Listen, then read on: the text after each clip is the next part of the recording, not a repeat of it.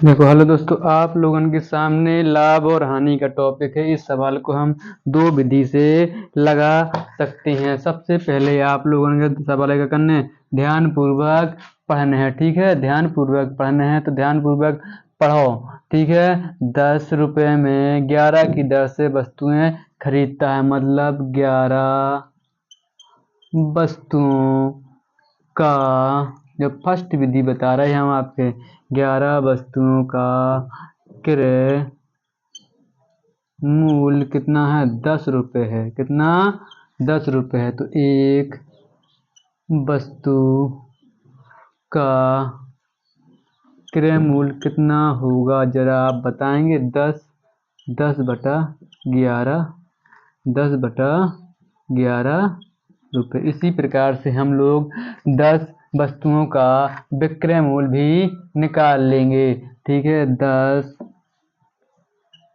वस्तुओं का विक्रय मूल्य क्या है, 11 रुपया। तो एक वस्तु का विक्रय मूल्य बराबर 11/10 रुपया। जो एक वस्तु को क्रय मूल्य, एक वस्तु का विक्रय मूल्य आपके सामने निकल आया है। तो क्रय मूल्य अनुपात विक्रय मूल्य क्या होगा, बताएंगे आप लोग। क्रय मूल्य की जगह पे क्रय मूल्य रखें 10/11, 10/11 अनुपात और 11/10। इन दोनों को लासा कितना आ रहा है, इन दोनों का लासा आ रहा है कितना, लासा आ रहा है 110। जब कोई अनुपात भिन्न में हो तो उनका लासा लेके आपस में क्या करते हैं, गुणा कर देते हैं। 10/11 गुणा 110 अनुपात 11/10 गुणे 110। 11 को भाग इसमें दो कितना है 10, 11 को 10 को भाग में दो कितना है 11। 10 गुणा 10 कितना है 100 अनुपात, और अब विक्रय मूल्य कितना हो जाए 121। तो क्रय मूल्य कितना है 100 और विक्रय मूल्य कितना है 121। तो लाभ निकारो का, लाभ निकार है तो विक्रय मूल्य माइनस क्रय मूल्य, जो वाला फॉर्मूला है। तो 121 माइनस 100 करें तो कितना आज है आंसर में 21, जो का है लाभ है का लाभ।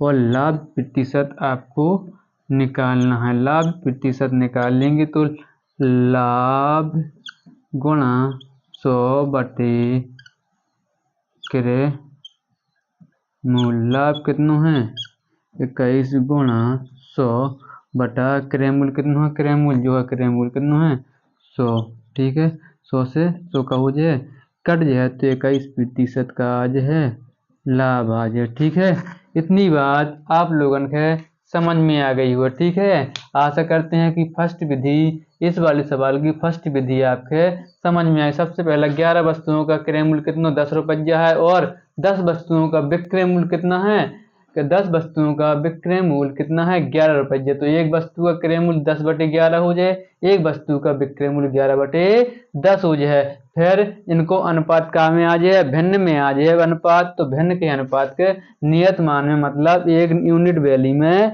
शो करने के लाने का करें लासा ले हैं इन दोनों को, काय को हरण को लासा लेने के बाद लासा कितना वहां 110, हरण को लासा लेने के बाद हर लासा आवे जो वो भिन्न में गुणा करू जात, भिन्न में गुणा कर दे तो 11 को भाग 110 में दे क्या बात है 10 बार, 10 को भाग 110 में दे क्या बात है 11 बार। 10 गुणा 10 हुए 100 और 11 गुणा 11 हुए कितना हुआ 121। विक्रय मूल्य कितना है 121 और क्रय मूल्य कितना है 100। विक्रय मूल्य से क्रय मूल्य घट जाए तो कितना लाभ आ 21 लाभ आ। लाभ प्रतिशत जब हम निकालें तो लाभ गुणा 100/क्रय मूल्य, लाभ कितना है 21 और गुणा फॉर्मूला में 100 लिख दो, और क्रय मूल्य कितना है 100 है तो क्रय मूल्य भी हमने 100 लिख दिया है। तो क्रय मूल्य से 100 100 से का हो जाए 100 कट जाए तो 21% का आज है आपको लाभ आज है।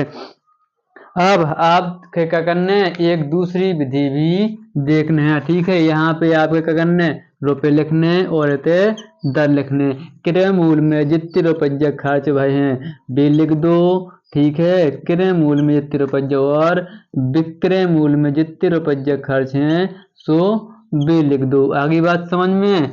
क्रय मूल में कितने रुपये खर्च हैं, कितने हैं बताओ। क्रय मूल में 10 रुपया का है खर्च करे और 11 की दर से बेचू है, और विक्रय मूल में 11 रुपया खर्च करे और 10 की दर से बेचू है, ठीक है। अब यहाँ पे क्या करेंगे, क्रॉस गुणा करेंगे। क्या करेंगे, आगे बात समझ में। देखो क्रय मूल मतलब खरीदो, जब अपन ने खरीदो है तो कितने रुपये खर्च करे, 10 रुपया खर्च करे और 10 रुपया खर्च करे और 11 दर है, क्या है 11 है दर। और विक्रय मूल मतलब बेचू है तो क्या है, क्या रुपया आए 11 रुपया आए और 10 की का है दर। इनमें क्या करें, क्रॉस गुणा करें, क्रॉस गुणा कर दो, ठीक है। क्रॉस गुणा करने के बाद क्या करेंगे, 10 को गुणा 10 में करें तो क्रय मूल वाले गुणा कर रहे हैं तो क्रय मूल का आज है 10 गुणा 10, क्रय मूल आ जाएगा 10 इंटू 10 बराबर 100 का आज है क्रय मूल आज है 100 का आज है क्रय मूल। और विक्रय मूल बताओ क्या आएगा, विक्रय मूल है 11 गुणे 11 बराबर 121 का आज है विक्रय मूल आज है। आगे बात समझ में। विक्रय मूल और क्रय मूल आज है तो अपन क्या करने हैं, लाभ निकालने हैं। लाभ निकालने की लगने का करने आज विक्रय मूल माइनस क्रय मूल। विक्रय मूल कितना है 121 माइनस क्रय मूल कितना है 100 बराबर 21। 21 का आगो विक्रय वो लाभ आओ का आगो लाभ। लाभ प्रतिशत निकाल है जब तो लाभ बराबर लाभ प्रतिशत बराबर लाभ गुणा 100 बटे क्रय मूल का क्रय मूल, ठीक है। लाभ कितना है 21 है, गुणा में 100 है तो 100 लिख दो और का है और क्रय मूल कितना है 100 है, का है 100 से का हो 100 कट जाए 21% आज है, ठीक है। जब फर्स्ट विधि है जा दूसरी विधि है। आशा करते हैं आपके फर्स्ट और सेकंड विधि आपके समझ में आ गई हो। क्या करने दर की जगह पे दर लिखने, मतलब जब खरीदे तो मतलब क्रय करें, जब बेचे तो मतलब विक्रय करें। जब खरीदें तो अपन 10 रुपये खर्च करें तो 10 रुपये लिखते हैं और दर कितनी है 11 है तो 11 लिखते हैं। विक्रय में अपन है 11 रुपये प्राप्त हुए तो विक्रय में कितने 11 रुपये प्राप्त भाई। और 10 की दर से कहा है बेच दे, 10 की दर से बेच दे, दर की जगह पे 10 लिख दो।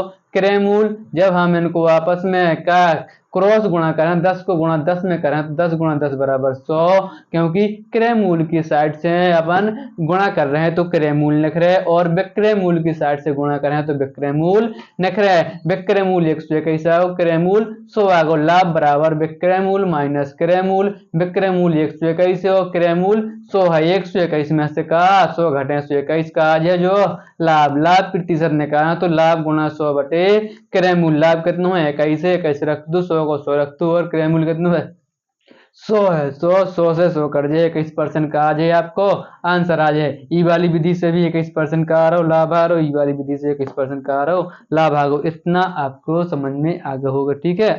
Good bye. आप लोगों के जो वाला टॉपिक समझ में आ जाए, जो वाला सवाल समझ में आ गया, ठीक है।